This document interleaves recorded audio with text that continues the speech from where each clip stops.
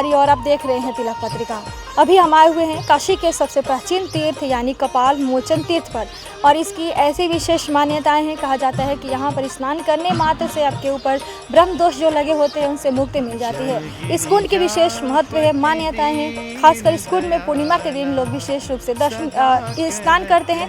और कहा जाता है कि प्राचीन समय में भगवान ब्रह्मा और विष्णु में एक बार तर्क हो गया, और उसके उपरांत भगवान विष्णु ने भगवान शंकर को याद किया। भगवान शंकर जब प्रकट हुए तो ब्रह्मा जी ने उनको अहंकारवश उनका अपमान कर दिया। तब भगवान जो शिव है रुद्र अवतार में आ गए। रुद्र अवतार में आकर उन्होंने एक काल भैरव की उत्पत्ति की। उत्पत्ति करने के बाद जो काल भैरव जी हैं ब्रह्मा जी के पास शीश को काट दिया। शीश काटने के बाद उनके ऊपर ब्रह्म दोष लग गया। मुंड माल तन क्षार लगाए, वस्त्र खाल बागंबर सोहे, छवि को देखी नाग मन मोहे। देखिए, कपाल मोचन तीर्थ का वर्णन जो है काशी खंड के स्कंद पुराण के काशी खंड में 31वें अध्याय में भैरव की उत्पत्ति की कथा के प्रसंग में वर्णन मिलता है कि एक बार ब्रह्मा और विष्णु में विवाद छिड़ गया,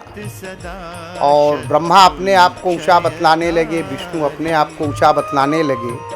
तो उसी समय जो है विष्णु को बड़ा यह हुआ कि ब्रह्मा को इस तरह की बातें नहीं करनी चाहिए, क्योंकि विष्णु के नाभि कमल पर बहुत से ब्रह्मा पैदा हुए, लेकिन ब्रह्मा को मोह हो गया कि नहीं, मैं ही सबसे बड़ा हूँ।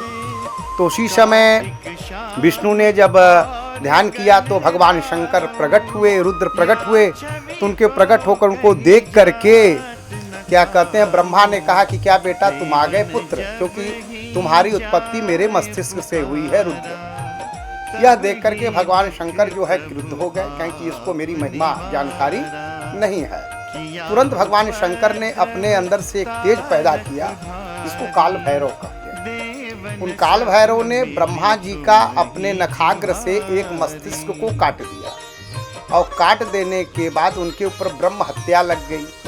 तो भगवान शंकर ने अपने से उत्पन्न जो भैरव जी थे उनके पीछे जो है ब्रह्म हत्या रूपी स्त्री को लगा दिया, और वह ब्रह्म हत्या स्त्री जो है भैरव का पीछा करने लगी। और भैरव संपूर्ण लोकों में भ्रमण करते करते थक गए, लेकिन ब्रह्म हत्या कहीं छूटी नहीं, उनके हाथ में ही लगी थी। वो विष्णु जो है ब्रह्मा का कपाल। उसके बाद उन्होंने बैकुंठ में गए। बैकुंठ में जाकर के उन्होंने लक्ष्मी नारायण की स्तुति, लक्ष्मी नारायण ने भी उनकी स्तुति की। तो उन्होंने कहा कि लक्ष्मी नारायण के कहने के अनुसार वो काशी में आते हैं, और काशी में आकर के जहाँ पर वो रुकते हैं तो वहीं पर ब्रह्म हत्या उनका पीछा छोड़ देती है, क्योंकि काशी जो है शिव की नगरी है, अभिमुक्त है।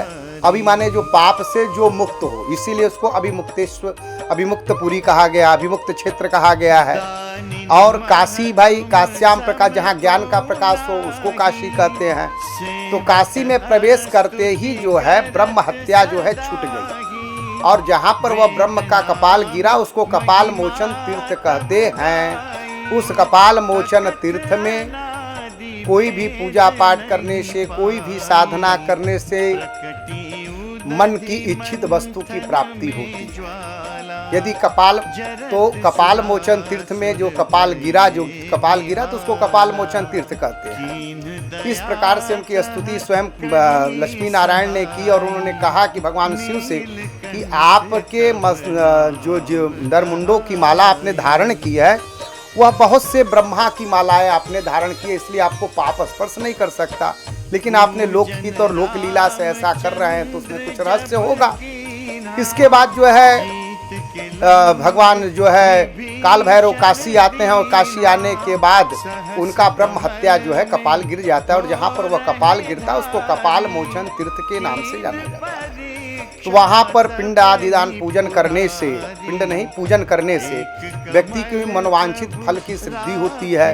यदि किसी भी मंत्र की वह सिद्धि करना चाहता है तो कपाल मोचन तीर्थ में अगर सिद्ध करता है तो मंत्र सिद्ध हो जाते हैं। कोई भी उसको पाप हुआ हो, कोई भी पाप से अगर उद्धार चाहता है तो कपाल मोचन तीर्थ में जाकर पूजन करने से उसके पाप जो है धुल जाते हैं। ये कथा जो है आपके काशी खंड में है। जय जय जय अनंत अविनाशी, करत कृपा सबके घटवासी। तो कहा जाता है कि अनेकों वर्ष भटकने के बाद भगवान जो काल भैरव हैं काशी में आए। काशी में आकर इसी स्थान पर भगवान जो ब्रह्मा है उनका कपाल गिर गया, तब से ये तीर्थ बन गया और यहीं से काल भैरव जी का कहा जाता है कि ब्रह्म दोष जो लगा था वो भी मिट गया। कहा जाता है कि उसके बाद ही भगवान शंकर उनको काशी के कोतवाल नियुक्त कर दिए। तब से लेकर आज तक भगवान जो काल भैरव हैं उनके रुद्र रूप में यानी भगवान शंकर के रुद्र रूप माने जाते हैं। और इस तीर्थ की विशेष महत्व है और कहा जाता है कि जो भी यहाँ पे स्नान करता है उसको सारे पापों से सारे जो उनके दुख दारिद्र होते हैं सारे मिट जाते हैं। तो आप इस तीर्थ में आ सकते हैं और आकर यहाँ पे स्नान कर सकते हैं। ये जो तीर्थ है यानी कपाल मोचन जो तीर्थ है काशी के कजाकपुरा में स्थित है। लाट भैरव के मंदिर के जस्ट समीप में विराजमान है। तो आप इस तीर्थ पर आइए, तीर्थ पर स्नान दान अवश्य करिए। यहाँ पर आप देख सकते हैं अष्ट भैरव का भी चित्र उकेरा गया है यानी श्री दंड भैरव, चंड भैरव, श्री रुरु भैरव, श्री असितांग भैरव, श्री भीषण भैरव, श्री संहार भैरव, श्री कपाल भैरव, श्री उन्मत्त भैरव, श्री क्रोधन भैरव। कहा जाता है कि काशी में ये अष्ट भैरव विराजमान है जिनके दर्शन पूजन करने मात्र से आपके सारे जो भय होते हैं, दुख होते हैं, दारिद्र होते हैं उनसे आपको छुटकारा मिल जाता है। तो जब भी काशी में आइए लाट भैरव के साथ साथ अष्ट भैरव का दर्शन पूजन अवश्य करिए। जब आप लाट भैरव मंदिर में आएंगे तो यहीं पर आपको अष्ट भैरव का दर्शन हो जाएगा क्योंकि ये लाट भैरव मंदिर में यानी कपाल भैरव मंदिर में ही 7 भैरव विराजमान है, 8 भैरव विराजमान है। तो आप इनके दर्शन पूजन अवश्य करिए। कैमरा पर्सन दीपक गुप्ता के साथ मैं प्रियंवदा तिवारी, देखते रहिए तिलक पत्रिका। शंकर हो संकट के नाशन, मंगल कारण विघ्न विनाशन, योगी यति मुनि ध्यान लगावे, शारद नारद शिव।